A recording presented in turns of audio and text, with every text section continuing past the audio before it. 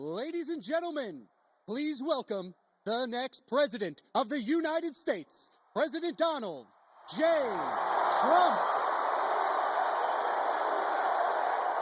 Wow. This is a big crowd.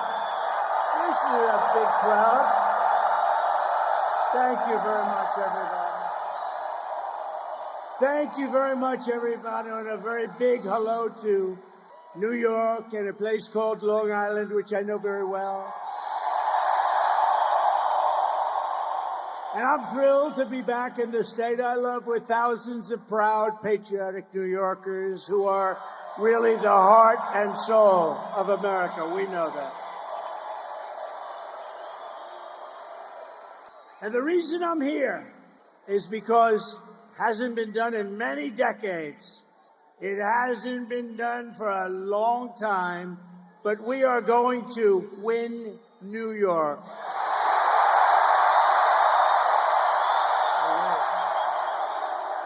And that's the first time in many, many years that a Republican can honestly say it, and we're going to do it. We have to do it. We do it, and the election nationwide is over. We take over the White House, and we fix up our country, okay?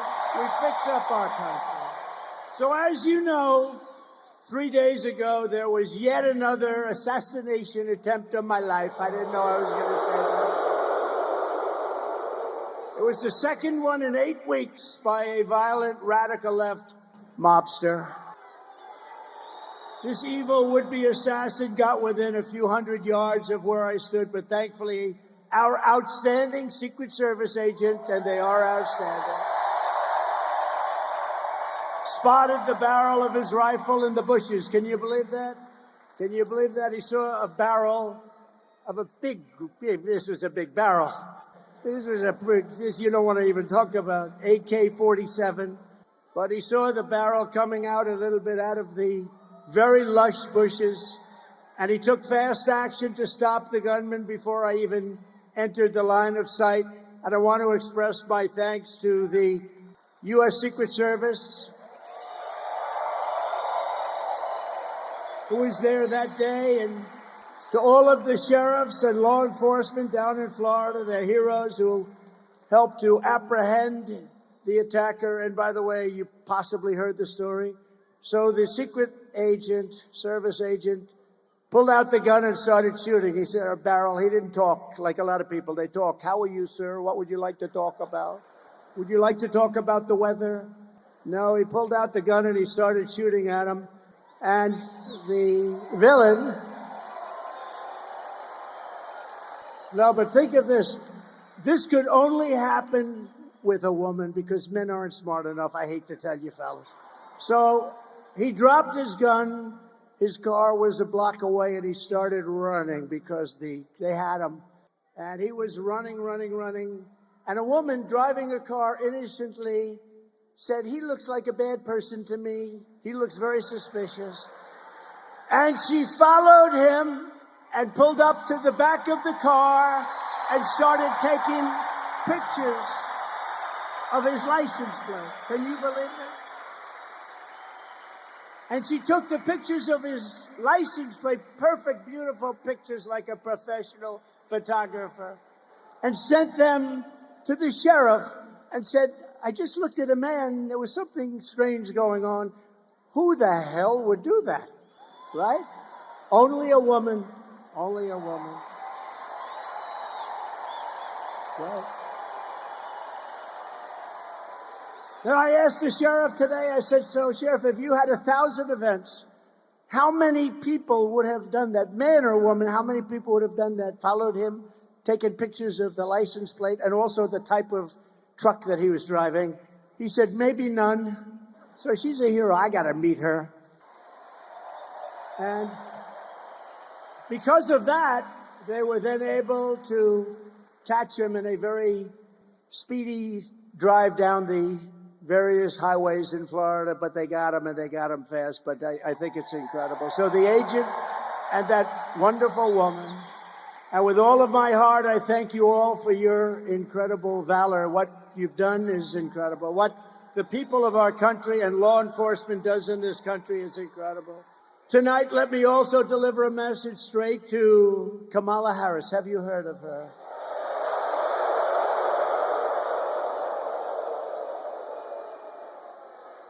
Who, by the way, was just rated by far the most liberal senator in the U.S. Senate, more so even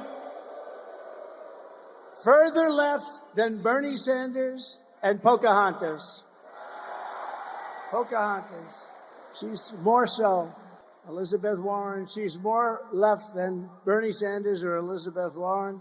Let me also deliver a message straight to Kamala Harris, the radical left Democrat politicians, and the fake news media. Look how many are there. We've got to get our media back in this country. We've got to get them back. But the message is it's time to stop the lies, stop the hoaxes, stop the smears, stop the lawfare and the fake lawsuits against me, and stop claiming your opponents will turn America into a dictatorship. Give me a break. Because the fact is that I'm not a threat to democracy. They are. They're doing things in politics that have never been done before in the history of our country. And worst of all, with their open borders and bad elections, they have made us into a third world nation, something which nobody thought was even possible. Americans deserve a campaign based on the issues. We try and keep it on the issues. And God has now spared my life. It must have been God, thank you. Not once, but twice. And there are those that say he did it because Trump is going to turn this state around. He's going to turn this country around. He's going to make America great again. And we're going to bring back religion into our country. These encounters with death have not broken my will. They have really given me a much bigger and stronger mission. They've only hardened my resolve to use my time on earth to make America great again, for all Americans, to put America first. And to put America first. Earlier today, I was honored to receive the endorsement of the rank and file membership of the Teamsters. I love the Teamsters. They delivered all that concrete for those buildings I built in New York. They delivered the big, heavy, most beautiful trucks you've ever seen. They delivered the concrete in all those buildings I built in New York. But, you know, this hasn't happened in so many decades. We won the overwhelming majority of the local chapters and the members, and as a result, the national organization has refused to endorse the Democrat candidate for the first time in many, many decades. And I also want to thank Teamsters President Sean O'Brien, amazing man, and all of the incredible rank-and-file Teamsters across the country, because this was a surprise. It's automatic. They endorse the Democrats, automatic for many, many decades. But you know what? They said, they looked at her, they said, we're not going there, I'm sorry. These are tough people. And together we will secure our borders, we will protect our workers, we will defend our jobs, we will rebuild our country with American skill and American pride and American labor. Right? And just as a little side note, we should give them a round, especially because of what they and how they voted today. If they voted the other way, I wouldn't give them a round. But the Teamsters built out this beautiful stadium for tonight's event. Thank you, Teamsters. Thank you. They did a great job. To every hardworking American, whether you live in a red state, a swing state, or a state with a failed Democrat rule, this year we need to elect all Republicans up and down the ballot. We have to clean out and straighten out our country. With your vote, we are going to rescue our country. We are going to rescue our Democrat-run states. We are going to start by saving the great state of New York. Is that good? When I told some people in Washington, yeah, I'm going up to New York, we're doing a campaign speech, they said, what do you mean New York? You can't ever, nobody can win. Republicans can't win. I said, I can win New York, and we can win New York. We're going to win New York. And if you vote for me, I'm going to reduce your taxes, reduce your crime, and reduce your levels of stress, because you have a lot of stress.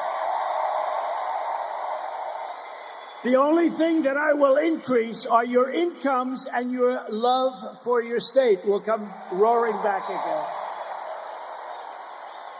Throughout American history, from generation to generation, New York has always set the standard for American life, and they have. It's been a high standard, too.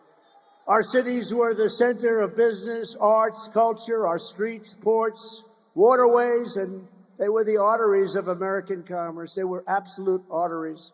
And our towns like Uniondale, Levittown, Hicksville, Huntington, these were great, great towns where you grew up and you loved and you stayed. But look at what has happened to New York and the other states, all run by radical left Democrats, every single one of them. Our heavy industries have exported overseas, and our middle class has been eviscerated, right here at home, been eviscerated. Housing costs are out of control. Inflation has cost a typical family $28,000. Think of it, in less than 4 years, $28,000.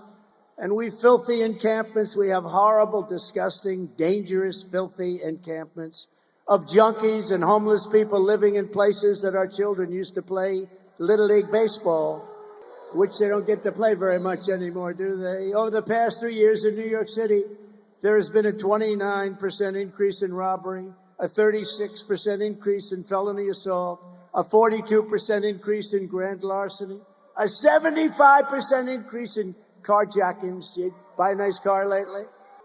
Well, 200 police officers leave the NYPD, New York's finest. I always say, I knew it well. New York's finest. They leave every single month, 200 people a month. Incredible people. They're incredible people. The trains and subways are squalid and unsafe. The median of our highway, all those medians, they spend all that money, they're falling down, they're rotting. Businesses are fleeing. The mobs of illegal migrants are being put up in luxury hotels at your expense, while our great veterans live on the freezing or steaming sidewalks right outside the main entrance to where the migrants enter their hotel. Think of that. Think of it. We have veterans lying on the street, squalid, lying on the street, sometimes freezing, sometimes it's hot, it's summer. And they're looking at people just came into our country, and they're going up to the 17th floor of their suite. How crazy has our country become? And can you imagine what those veterans, when they watch this, must be saying? But listen to this. Can you also imagine what the migrants must be thinking? They're saying, can you believe this? We just came from a place, in many cases, they were in prisons, and now they're living in hotel suites while our veterans are living on the street. And so I say to the people of New York, with crime at record levels, with terrorists and criminals pouring in, and with inflation eating your hearts out, vote for Donald Trump. What the hell do you have to lose? What do you have to lose? What do you have to lose? Think of it. What the hell do you have to lose? You know, some of you remember that was a phrase that I used for our black population years ago in 2016. I said, with the worst housing conditions, the worst education, the worst this, the worst that, the most crime. I went through 12 different things, and it wasn't on the sheets.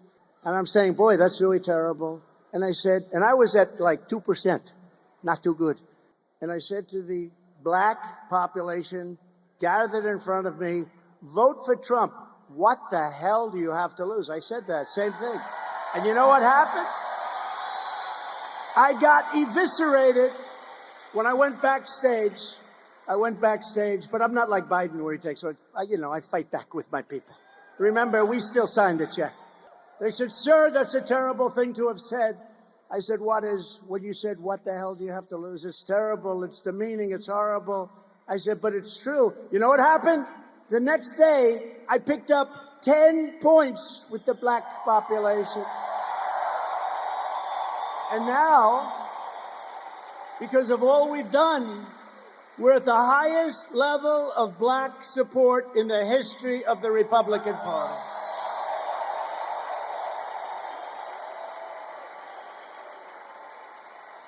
And by the way, the Hispanic support, do we have any Hispanics?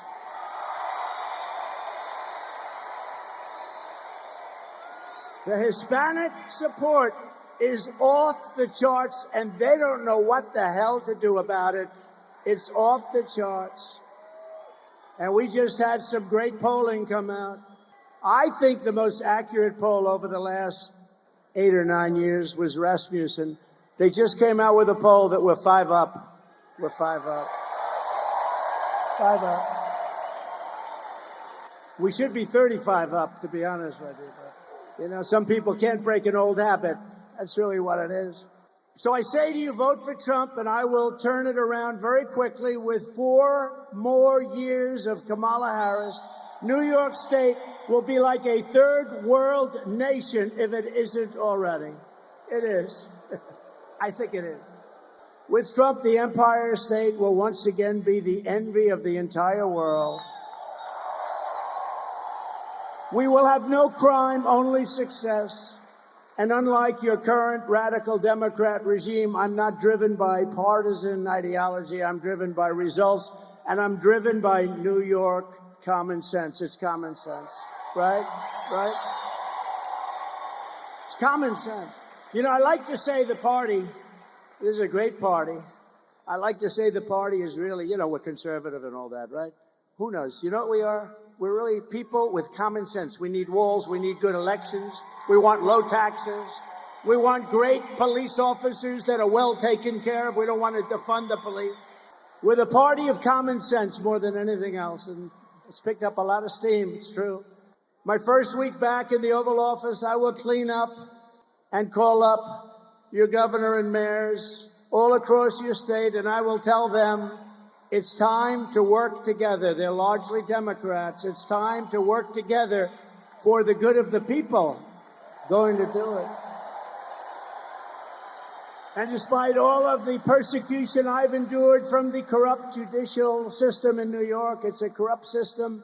I love the people of this state, and I want to give back. I want to give back to you. I've had a great life. I want to give back to you. We're going to give it back to you. We're going to make this city and we're going to make this state incredible again. Together, we will rebuild our roads, bridges, highways, and airports. They're falling apart. They're falling down. We will renovate New York subway. Oh, that's beautiful. I used to go to school on the subway. Can you believe it? I mean, I like to say it's not so long ago, but it probably is. What do you think, Bruce? I guess it is.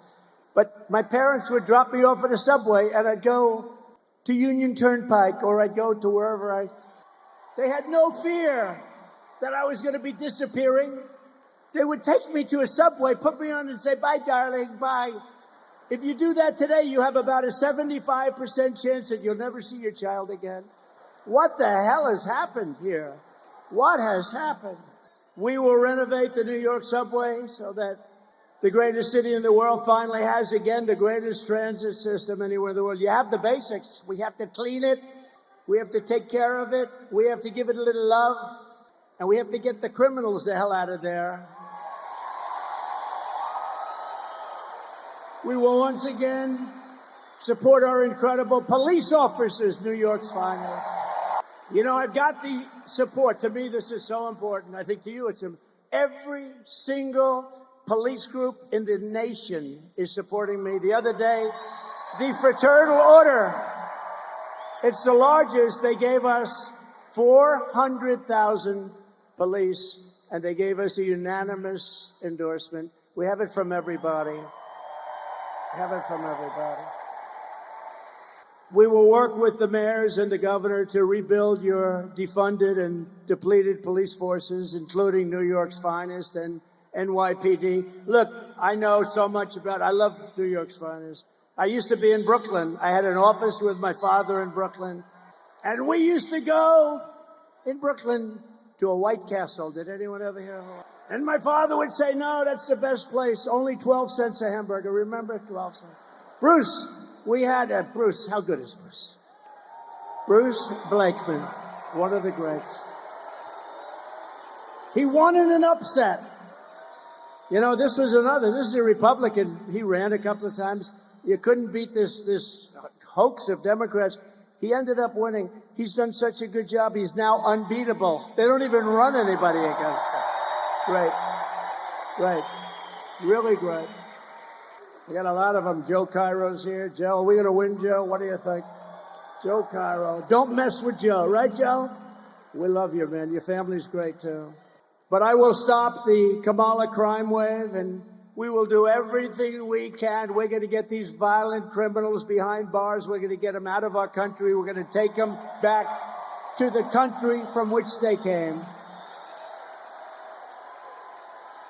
A few months ago, I visited with the grieving family of a New York City police officer, Jonathan Diller. You know Jonathan Diller? I was hoping his family could be with us.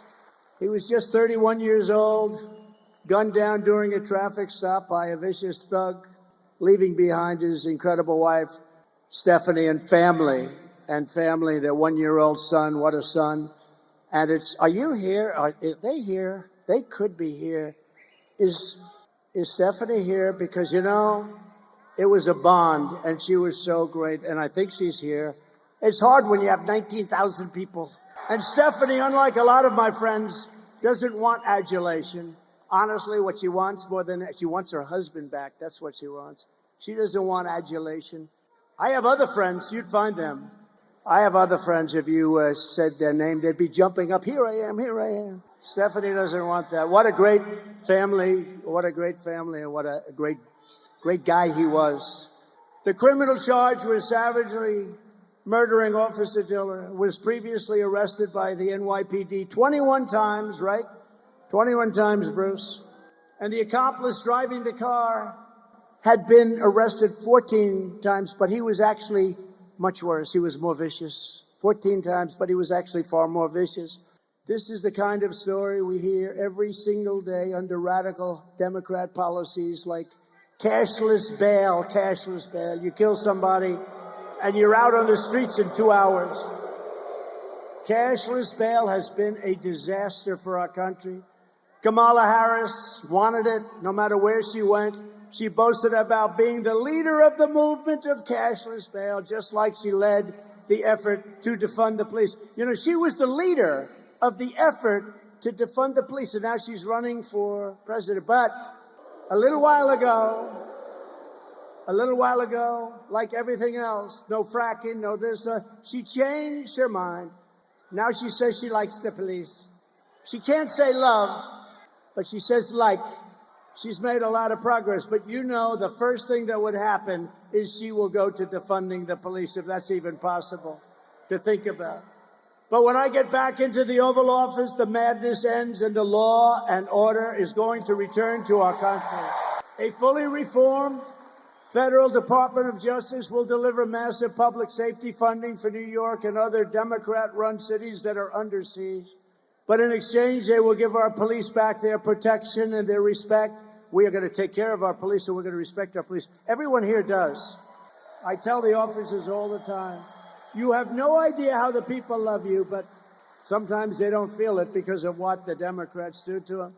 They will end deadly sanctuary city policies. They will terminate cashless bail, and they will return to proven policing methods like we had under Mayor Rudy Giuliani that made New York City the safest big city in America. Simultaneously, we are going to make life in New York State affordable again. Little word, affordable. A vote for Kamala Harris is a vote for 4 more years of job losses. Look at what's happening. Businesses that are fleeing, money draining out of your state, and hundreds of thousands of illegal migrants sucking your public resources dry. You know, I've always heard for 20 years, I've heard that New York City has no money, and yet they're going to spend $3 billion on illegal migrants, and they're not getting it from the federal government. You wonder, they never had money, but they have $3 billion to take care of people that came into our country illegally. Doesn't make sense. But under the Trump economic plan, we will cut your energy prices in half within 12 months. Half! Because we have more liquid gold under our feet, and we don't use it. We go to places like Venezuela when we have more than Russia. We have more than Saudi Arabia. You remember I got Anwar approved in Alaska. It's the biggest site anywhere in the world, probably bigger than Saudi Arabia, bigger than Russia. And what did they do? In the first week in office, Ronald Reagan tried so hard he couldn't get it. I got it. The biggest site in the world, Alaska. And in the first week in office, they terminated it. We'll have it back very quickly, I promise you that. We will rapidly defeat inflation. We're going to bring your prices down. All they're doing is they've cut it, but you're up 55 or 60%. People that used to live a nice life 4 years ago, they can't afford an apple. A woman, they showed a picture of a woman the other day. I said, boy, that's sad. That should never happen to her. She went to the counter, the cashier. She had 3 apples. And when she was standing with the cashier, she realized she didn't have enough money for one of the apples. And she took the apple, brought it back, and she bought 2 apples. That shouldn't be happening in our country. That shouldn't be happening in our country. We will cut interest rates, cut insurance costs, and insurance is horrible. And massively, we will cut your taxes again. I gave you the largest tax cut in the history of our country. And we have some to go. Kamala Harris, as you look at her plan, will give you, very simply, the largest tax hike in American history. She's going to lift your taxes. This is the only person I've ever seen, and Biden too. They announced that they're going to raise your taxes, and it's supposed to be good politically. I don't think so. I don't know. I've never seen that, Anthony, before, where they say they're going to raise your taxes. They're going to raise your taxes. Vote for me, I'm going to raise your taxes. Can you believe it? I made a mistake. I shouldn't have done that, because the news will say, vote for me, I'm going to raise it. They're going to say, they're going to attribute it to me. I can't do that. I told our great First Lady I will not be sarcastic anymore. When you joke or when you're sarcastic, the fake news will take a story like that. I'll say, I never said I was going to raise your taxes. Yes. Vote for me, I'll raise your taxes. Kiddingly, kiddingly, kiddingly. These people are the worst. When I imitated Joe Biden because he couldn't get off the stage. So I'd imitate him because he couldn't find the stairs and look around. He finished the speech would last maybe 3 minutes, maybe a little less than that.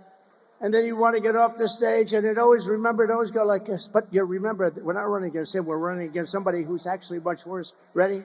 And he'd go like this. And then he'd walk in a different direction. It was the weirdest thing. And Secret Service did a great job. They'd come up in the stage, and they'd pull him out. Like today, we have 4 or 5 stairs. You always have 4 or 5, 6 stairs. The more it's government-owned, the more stairs you have.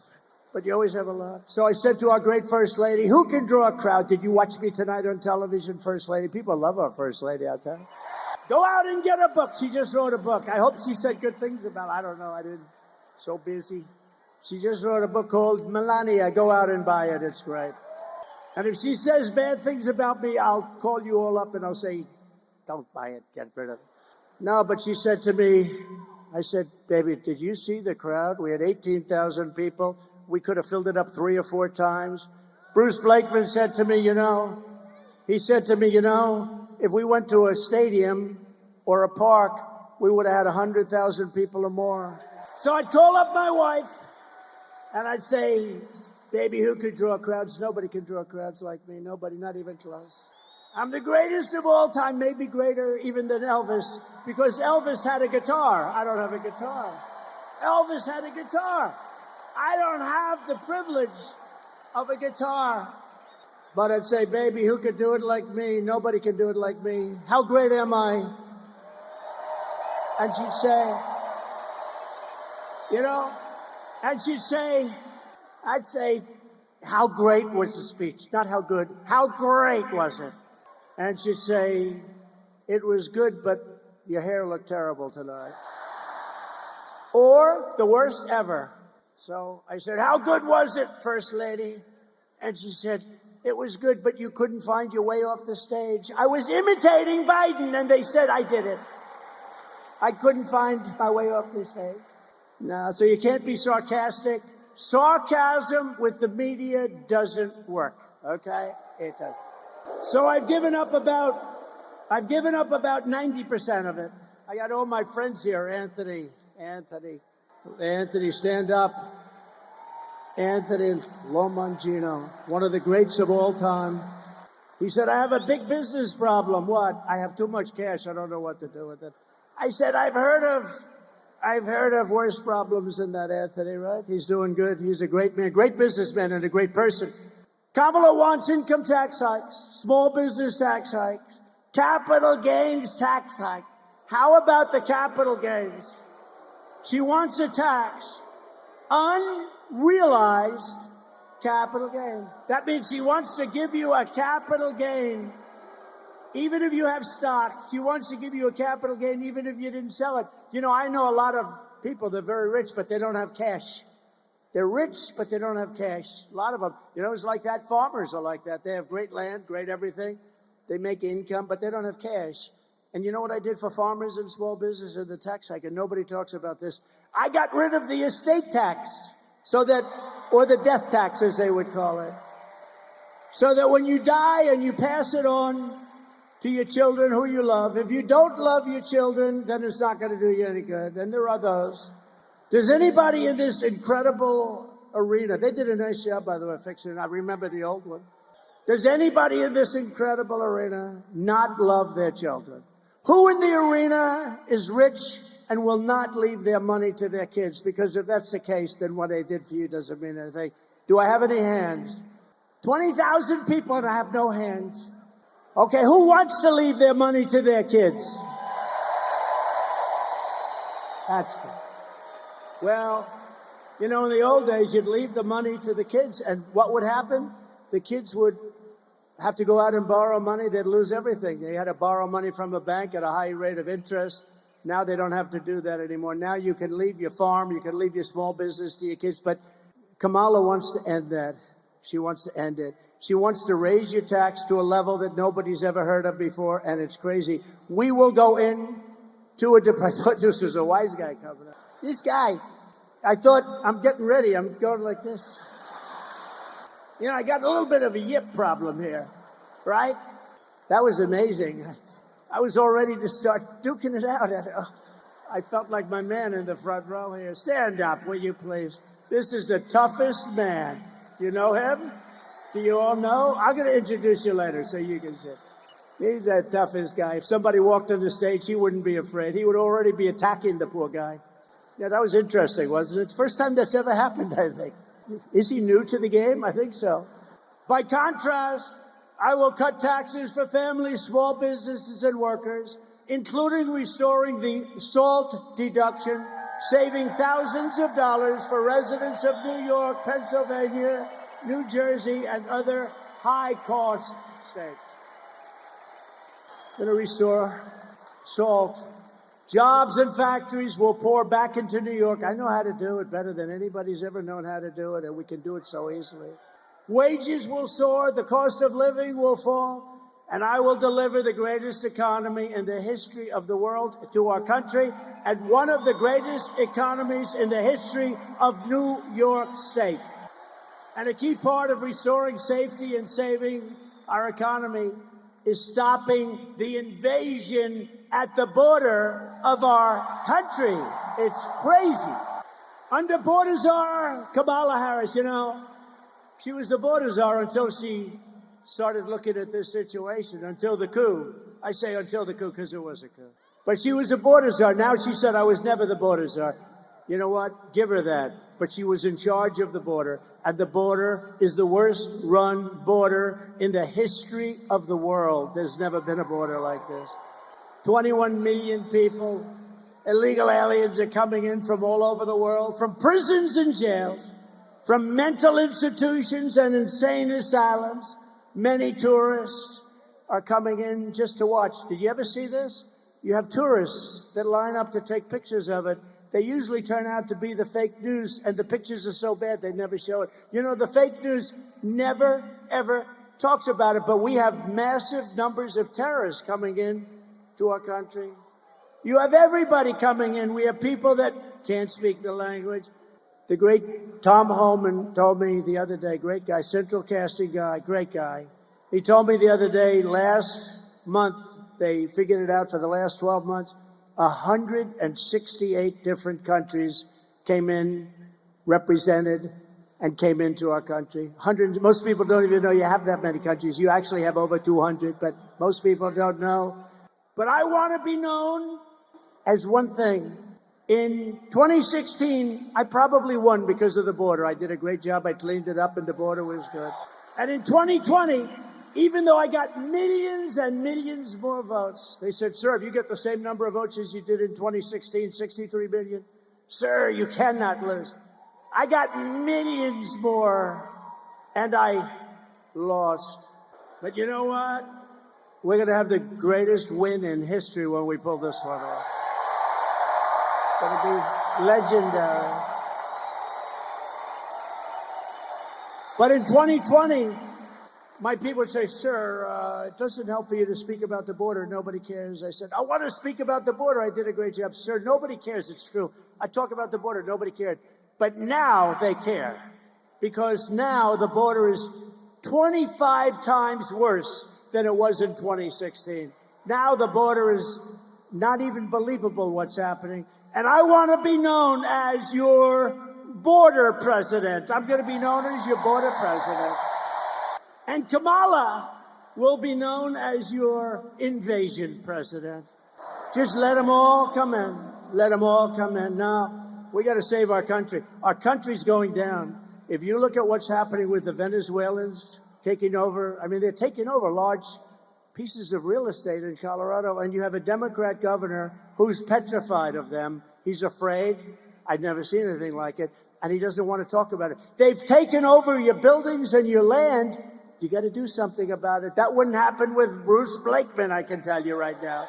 Bruce, would you let people come in from a foreign country like Venezuela, where, by the way, their crime rate is down 72% because they've taken their prisoners, they've taken their gangs, they've taken their drug dealers, and they've shipped them all to the United States, so their crime rate's down. But Bruce, would you ever tell the people that you're supposed to be protecting when they call? A lot of Venezuelans are in here and they have very big guns. Would you say, listen, I don't really want to do anything about it? Would you do that? Or would you say, don't worry, we'll have a force of people over there within minutes and it would all be over, right? Right? I think so. No, he wouldn't play games. He wouldn't play games. But you know, these people, the law enforcement, they're afraid in these places because it's so violent. They've never seen people like this. These are violent people that they're allowing into our country. It is truly an invasion, and we're not going to let it happen. We're going to take those violent people and we're going to ship them back to their country. And if they come back in, they're going to pay a hell of a price.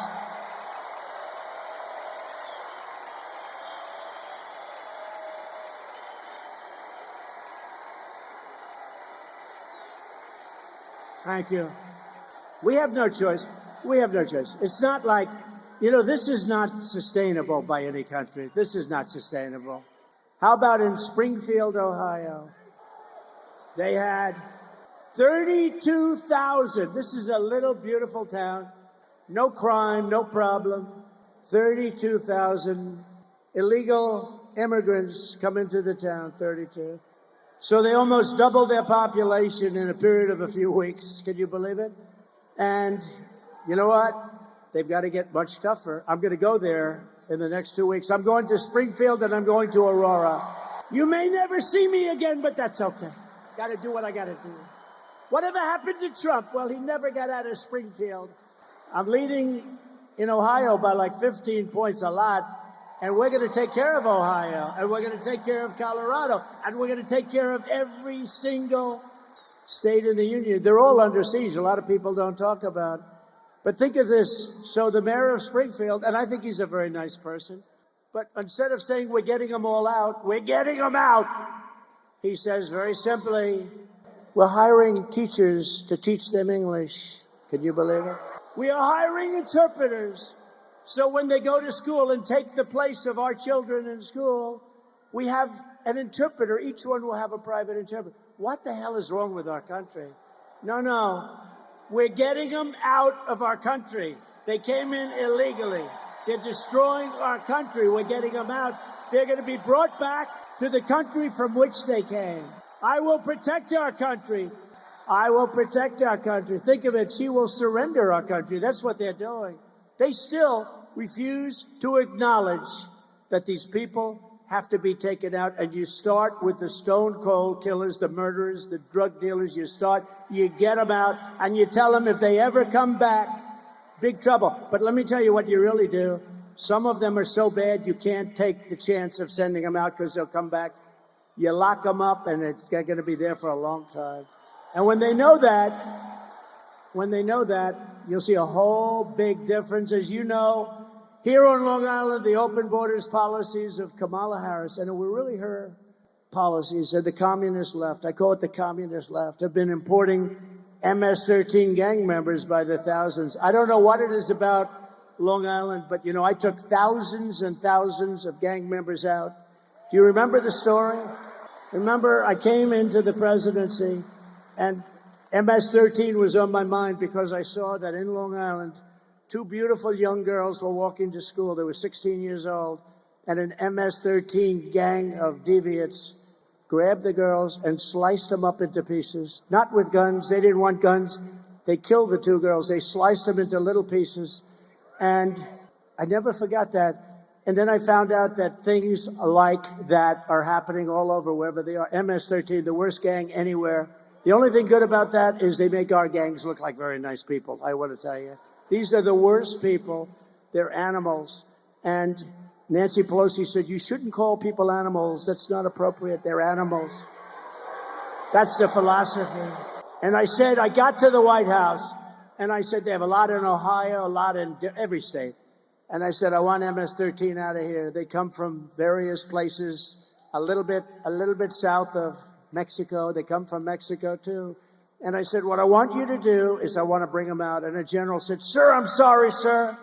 The countries will not, under any circumstances, allow us to bring them back in. They don't want them anymore, sir. I said, how long has this been going on? Many years during the Barack Hussein Obama. Has anyone ever heard of him? Many years, sir, under the Barack Hussein Obama administration. It's been going on for years, sir. They won't take them. You know what they did? They would take Honduras, okay? Think of it. They would take planes, and they would put them on the runways. They would put the planes, El Salvador, or different countries, some of the roughest gangs. They put big commercial aircraft. So when a plane is going to fly in with 200 or 300 MS-13 killers, you couldn't land the plane. They said, sir, we can't get them back. All of the bus routes are blocked. We can't get the buses in. And when they know a plane is coming, they put planes on the runway. Sir, we won't be able to do it. I said, I think you will. How much money do we pay them for economic development of the dictator's house? How much money do we pay them, General? I'll get back to you, sir. He comes back the next day. Sir, we pay them $750 million a year. It's a lot. Let me tell you, it's peanuts compared to some of the money that we pay, but it's a lot of money.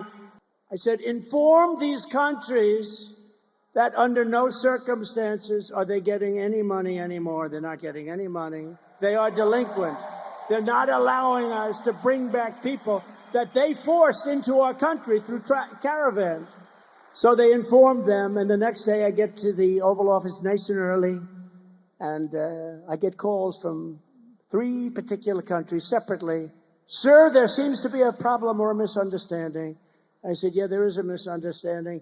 You're not taking your MS-13 people that you sent into our country. You're not taking them back. And I'm going to not give any money to your country forever. You're never getting 10 cents.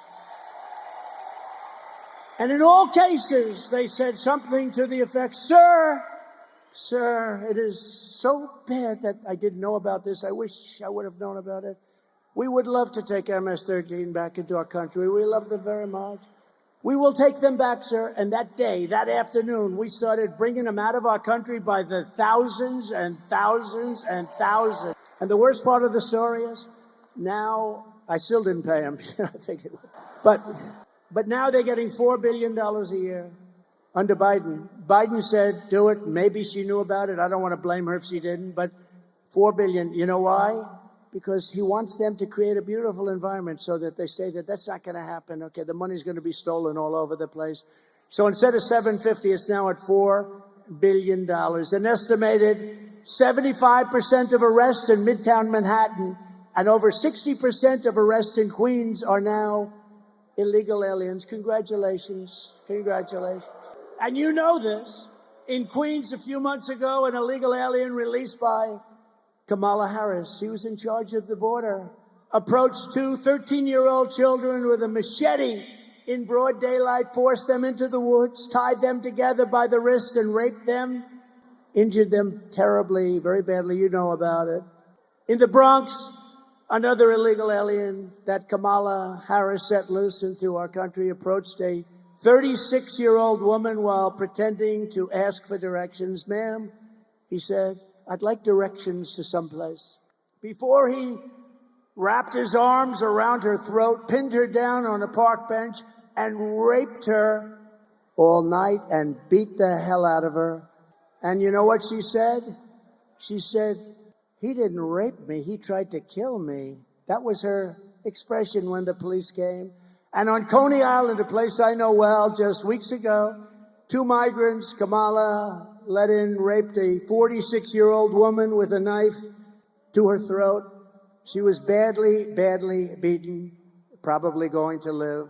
For every New Yorker being terrorized by this wave of migrant crime, and I've been talking about migrant crime for 5 years, I said, if you let them in, it's going to be hell.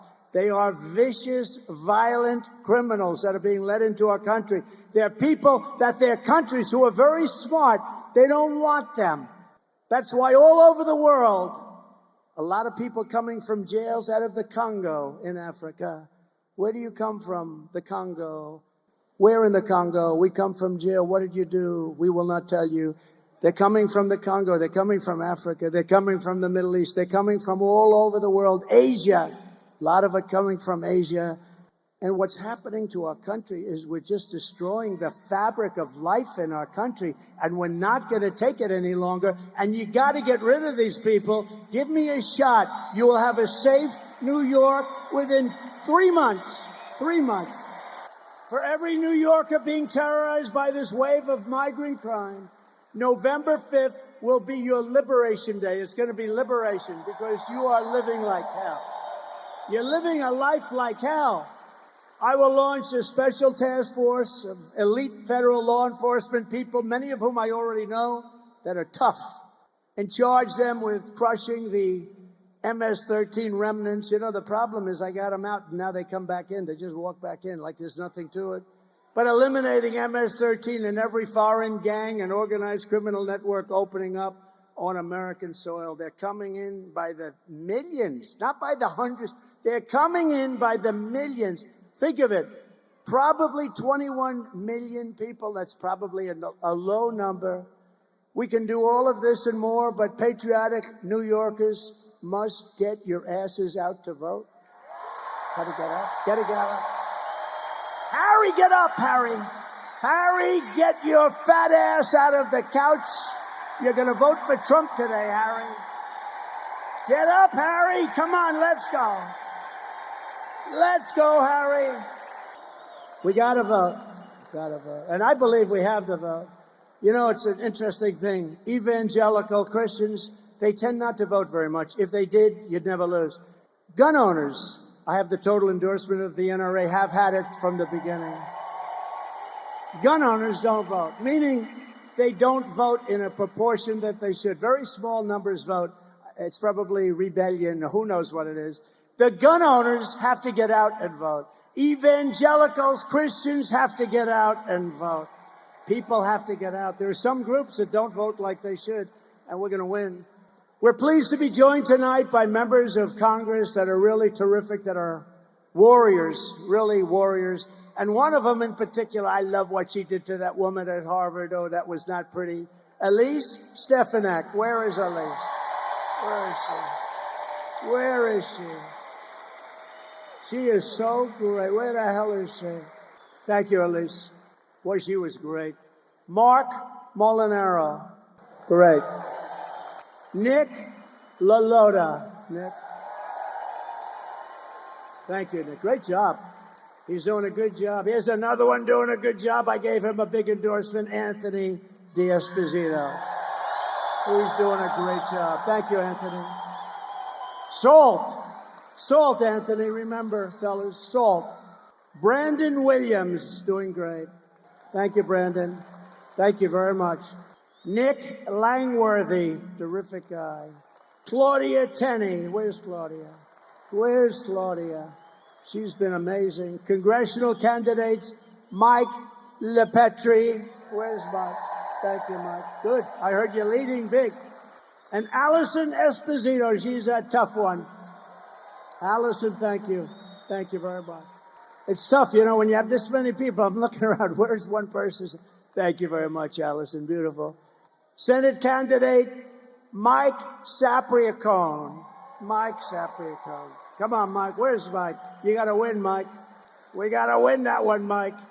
You can do that. You can do that. A former senator and a friend of mine for a long time, and we had disputes every once in a while, but generally I would say it was a 10 relationship, and he was a tough cookie, Senator Al D'Amato. Right? Good man. A good man. A great lawyer and congressman, and he helped me a lot during impeachment hoax number 1 and impeachment hoax number 2. They were hoaxes. Congressman Lee Zeldin was great. And he's a big part of our campaign, and I want to bring him to Washington with us. He's a great lawyer. Get ready. Ambassador to Israel, David Friedman, who's fantastic.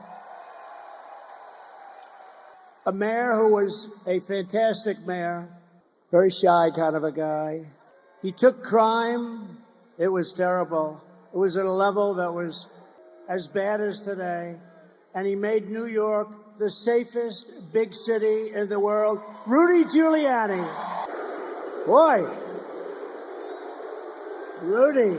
Isn't that great? And his son, who happens to be a great golfer. A lot of people say, oh, how's Andrew? Not that good. Let me tell you, he's seriously good. Andrew Giuliani. Thank you, Andrew. Thank you, Andrew. Did a good job. And a very beautiful little boy who went through hell.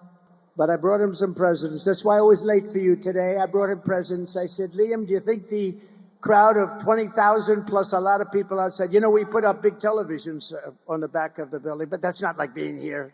It's wonderful. Hello out there. I hope you're enjoying it. Big, big, beautiful screens. We have big screens. Not quite like being in the third row, first row, but Liam LaCastro is here, and he is a great young man. He's gone through a lot. But he's going to be better soon. Right, Liam? And I got him the most beautiful present. He's a great boy, great parents, beautiful sister.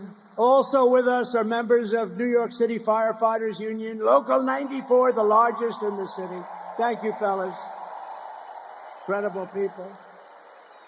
And in their honor, and I think this is a big deal, because in your honor, I am announcing tonight that as president, I will officially make the Ground Zero site at the World Trade Center a national monument, protected and maintained by the United States government, so that hallowed ground and the memory of those who perished there will be preserved for all time, preserved forever. And you deserve it. A lot of great people. I met them last week.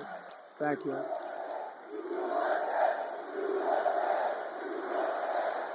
Thank you. Well, and I met him last week with the ceremony, and it was a beautiful ceremony, and met a lot of fantastic people. The New Yorkers who created the 9/11 National Memorial and Museum really did an amazing job, didn't they? And many of them are here today, and I want to thank them. And I want to ensure that their outstanding work is sustained forever, and that's what we've done by doing this. So we are just 48 days away from the most important election in American history. The most important. Stand up. Now you can stand up. They didn't put your name down. Turn around. Who is he? Name him. He took care of business, right? It's my man. Good. Boy, I'm glad I didn't forget you. Good guy. Good friend of mine for a long time. Whenever I had problems, I'd look at him and they'd say, let's leave Trump alone. Thank you, man. Thank you. We appreciate it. Great gentleman. Kamala Harris is for wide open borders with terrorists and criminals pouring into our country, more inflation, even higher than the last 4 years, which was a record. She wants to pack the Supreme Court. Think of that one. And today I heard it all. I thought they wanted maybe 11, maybe they wanted 13. That's an unlucky number, so maybe it would be 15 instead of 9. But instead of 9, Kamala wants to bring up potentially as many as 25 justices so that they can rig the system like they rig everything else, including elections. And maybe one of the worst things of all, she is a true believer. And again, I said this before, if you want to defund the police, if you've been there even for a day, in your mind you want to defund the police even for one day, you are not qualified to be the president of the United States. Because anybody who wants to defund the police, we can't have it. We can't have it. It'll go down.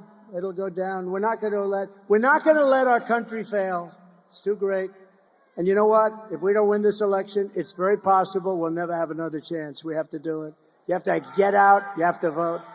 But Kamala vowed to abolish ICE. She supports free health care for illegal aliens. How about that one? You don't get free health care. These are all things that she was for years. Now, for the last little while, she's saying, no, I don't really think that was right anymore. 15 different things.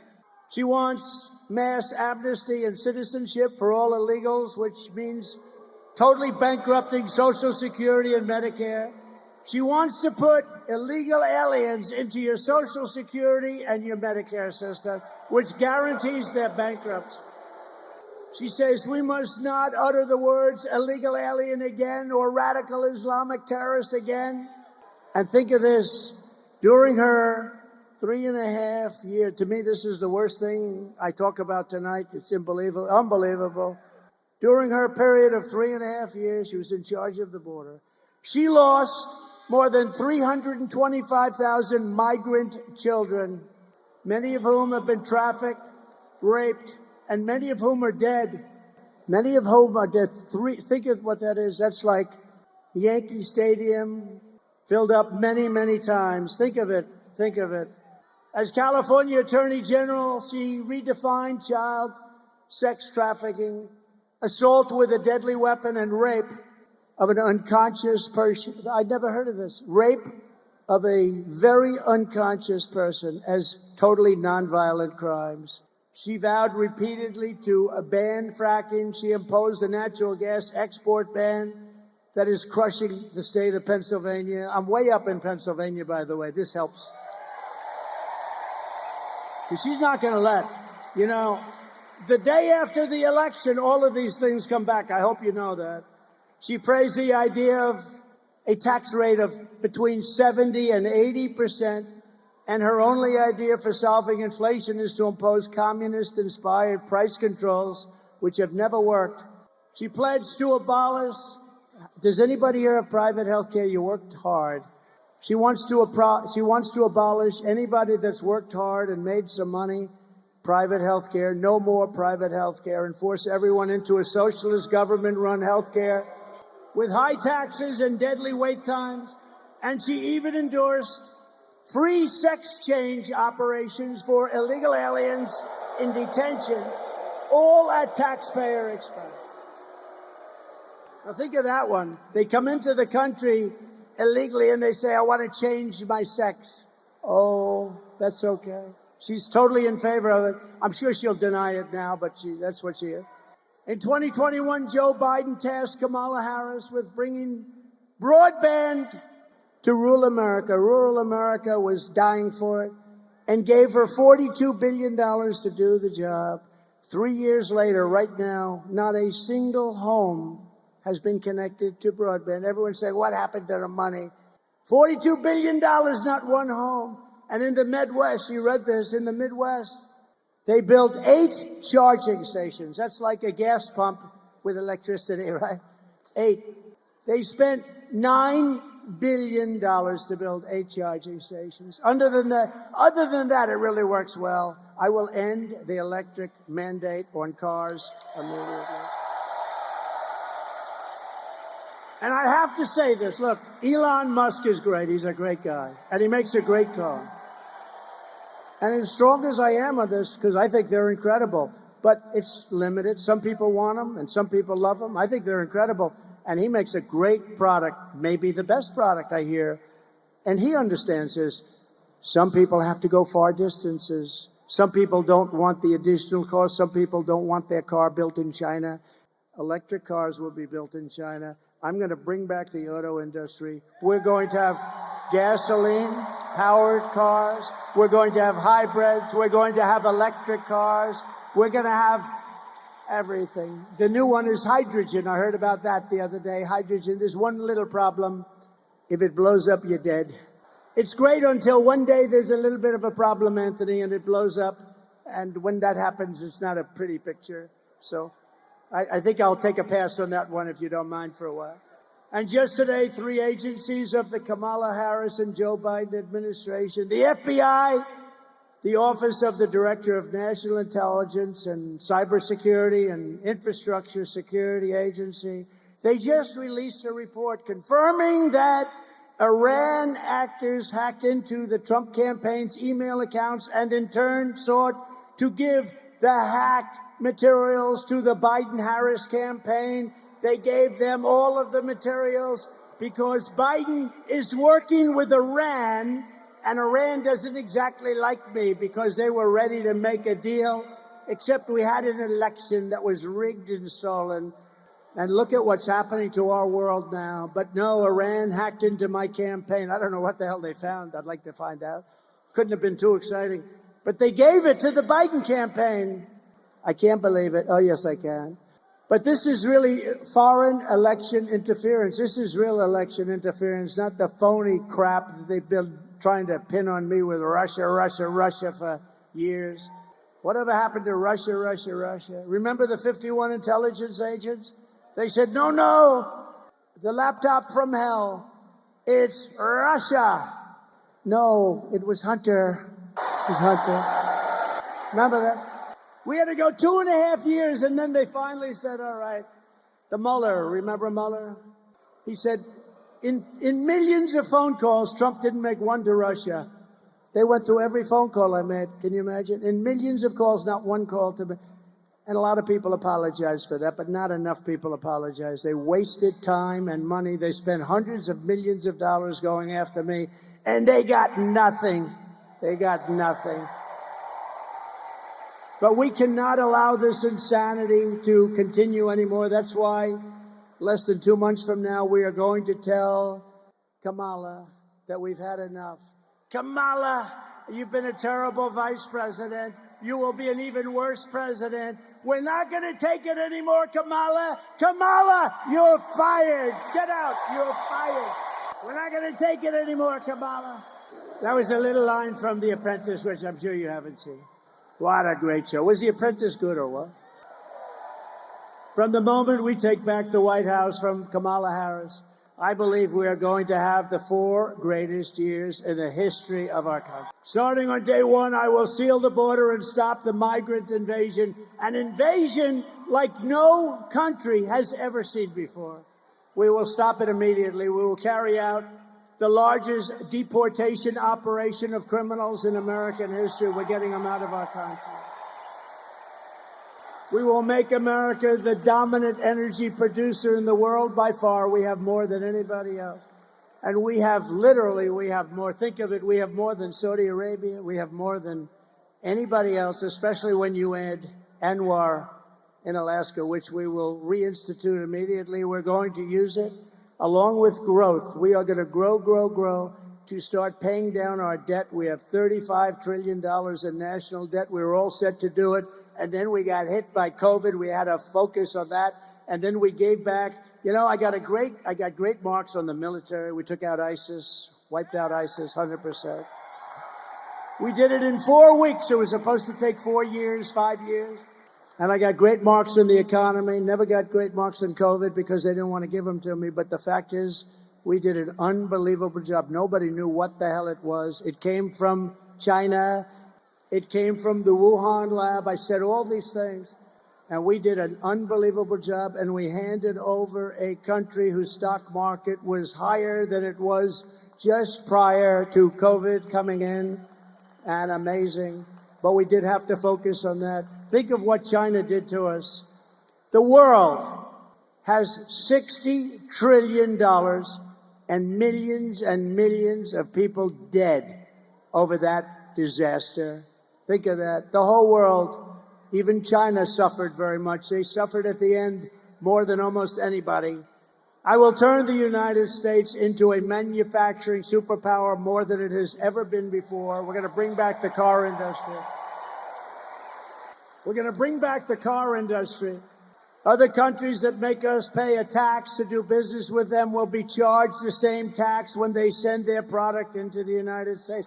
We have countries, not only China, many countries, many of them are allies. Some of the worst trading countries are allies. Don't let that word surprise you.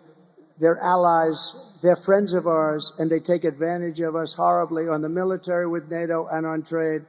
It will be called the Trump Reciprocal Trade Act, and if China or any other country charges us a 200 or 100 or 300% tax, then we will charge them a like 100, 200, 300% tax in return.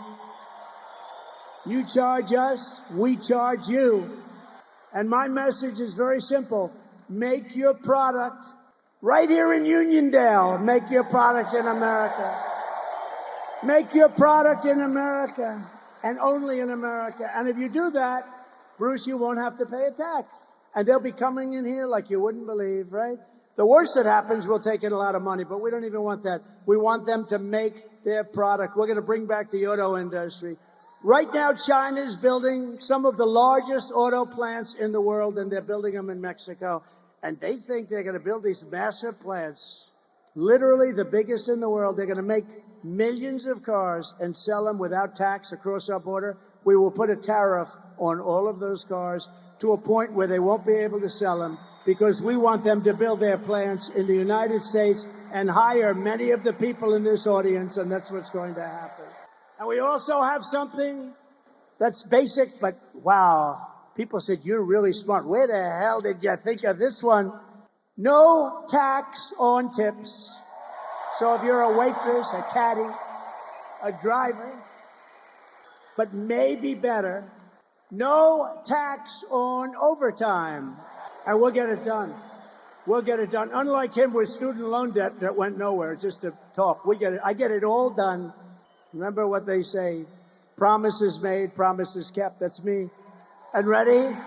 Here's for the seniors. Do we have any seniors in the audience? Raise your hand.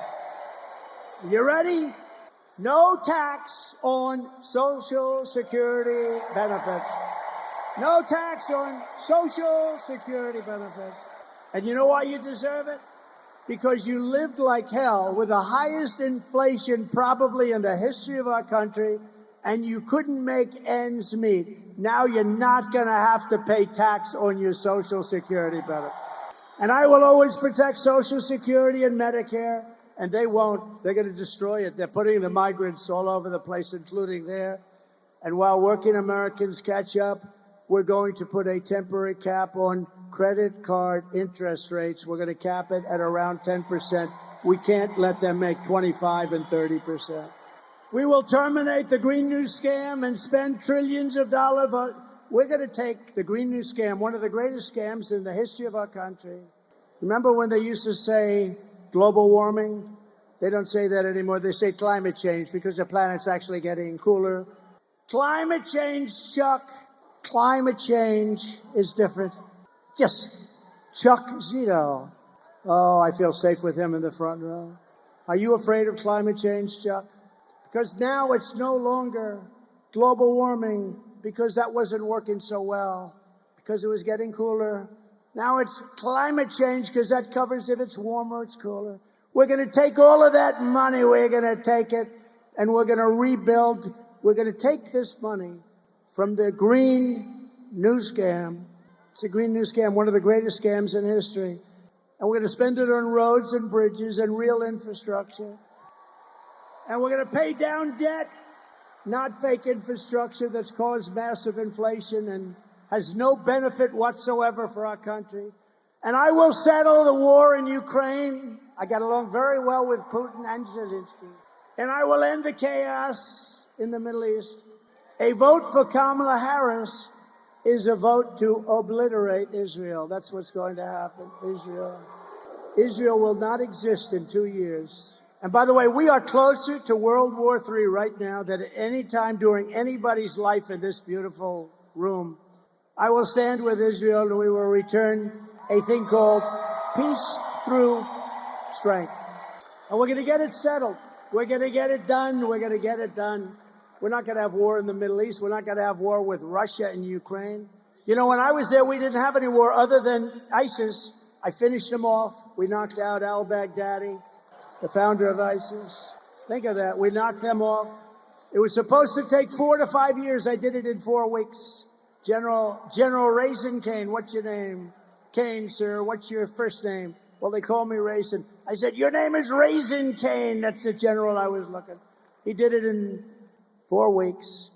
The Russian attack on Ukraine and the October 7th attack on Israel would never have happened if I was president. Would never have happened. Think of what the world would be, and think of what our nation would be with no Russia-Ukraine war, no October 7th disaster in Israel and the Middle East. It's inflamed right now. It's inflamed like nobody's seen it for 50 years. No inflation and energy dominance. That's what it would have, energy dominance. We'd have no inflation. We wouldn't have either the Middle East or the Russia, Ukraine. What a different world it would be, wouldn't it be?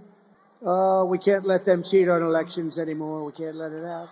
We will rebuild our cities, including Washington, D.C., making them safe, clean, and beautiful again. Right now, we have a capital that when you go down there, you have a damn good chance of being hurt, mugged, something. And we will keep the U.S. dollar as the world's reserve currency. We're losing that, but I'll keep it. I'll keep it. China wants to take it over, and if that happened to us, that would be like losing a war. That would be the biggest thing. That would make us a third world country. We will keep our dollar as the reserve currency. Remember I said it, and it will be easy. It'll be easy. But this is how we will end the era of inflation, mayhem, misery under Kamala and Crooked Joe, and unleash safety, prosperity, and peace for Americans of every race, religion, color, and creed. That's what we're going to do. Together, we will deliver low taxes, low regulations, low energy costs, low interest rates, low inflation, so that everyone can afford groceries, a car, and a home. Very simple. We will stop the invasion, end migrant crime, support our police, strengthen our military. I want to wish a happy 77th birthday to the United States Air Force. And if you remember, I created Space Force, which was the last since Air Force, which will soon be 5 years old. Space Force has turned out to be very important. We will build a missile defense shield around our country, keep critical race theory and transgender insanity out of our schools, and we will keep men out of women's sports. We will defend the Second Amendment, restore free speech, and we will secure our elections, and we will secure our borders. Everyone will prosper, every family will thrive, and every day will be filled with opportunity and hope.